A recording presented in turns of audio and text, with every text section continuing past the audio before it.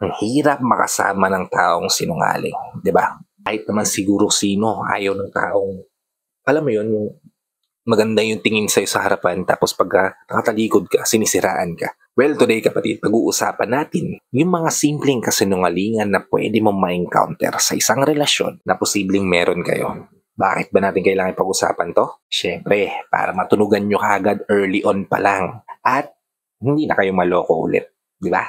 Kung interesado kang malaman kung ano yung mga simpleng kasinungalingan na to, tara, pag-usapan natin yan. Just keep on watching.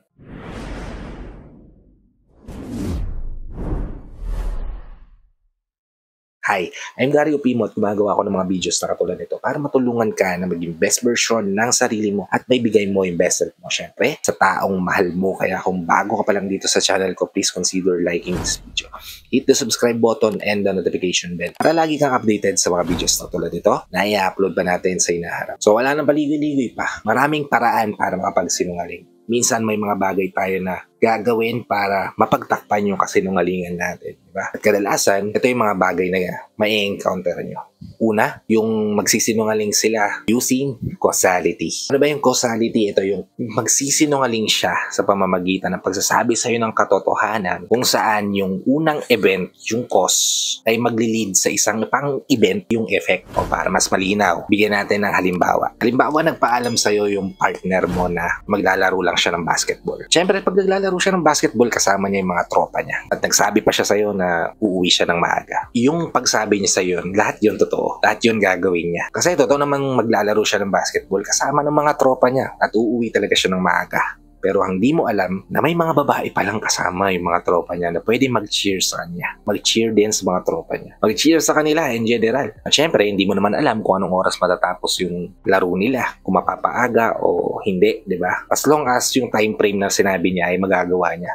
Kasi okay ka na doon. Wala naman siyang sinabing kasinungalingan, di ba? Naglaro siya ng basketball kasama ng tropa niya at umuwi siya ng base sa sinabi niyang oras. Pero hindi mo alam kung anong nangyari at kung anong pinilano nila ng mga tropa niya. Yun yung isa sa mga example ng pagsisinungaling na hindi natin napapansin kaagad, di ba? Kasi ginawa naman talaga nila yung mga bagay na sinabi nila. Hindi naman talaga sila nagsinungaling sa atin in general. But hindi natin alam kung anong nangyari doon sa buong time frame na sinabi nila. And nangyayari to sa mga nasa long distance relationship, di ba? Babe, maglaro lang ako ng ML, hindi mo alam may kachat pala. Naglaro naman talaga siya ng ML pero nag-lead yun sa lie na may kachat pala siyang iba doon sa ML na nilalaro niya, di ba? Ikalawa, yung truth breaks na tinatawag nila. Yung maraming truth na sasabihin nila na magli-lead pala sa lie. Lahat ng sasabihin niya ay totoo para mapagtakpan yung isang kasinungalingan. Halimbawa, babe, punta lang ako CR. Sakit kasi ng tiyan ko, nag-LBM ako. Taling ko na lang din yung CP ko sa para hindi ako maboard habang nagbabawas. Join ko na lang din yung me time ko, di ba? Posible totoo lahat ng sinabi niya. Posible nag-LBM talaga siya. Talaga siya, di ba? Magbabawas talaga siya. Pero hindi mo alam kung anong totoong ginagawa niya. Posibleng nanonood siya ng kung ano-anong video. Posibleng may kachat siyang iba. May kausap siya ng palihim, di ba? Kasi wala naman siyang nabanggit na ganun, di ba? Hindi naman siya nagsinungaling din. Totoo naman lahat ng sinabi niya sa'yo. Pero nag-lead yun sa kasinungalingan. At yun yung dalawang bagay na hindi natin napapansin. At maraming nakaka-experience nito. Kaya nabubulag na lang sila na itong partner ko is okay talaga na makasama pero hindi nila alam, niloloko na sila kasi puro truth yung pinapakita pero nagsisinungaling pala sa huli. I hope hindi nyo mararasan to. Well, kaya ako ang ginawa ng video para maging aware kayo. Okay?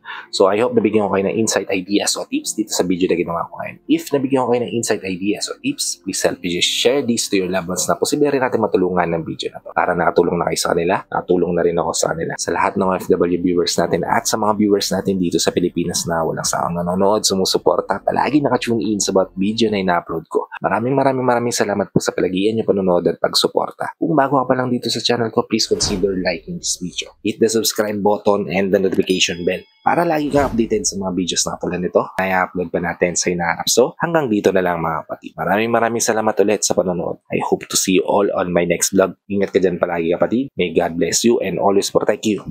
Peace! Whenever your heart is broken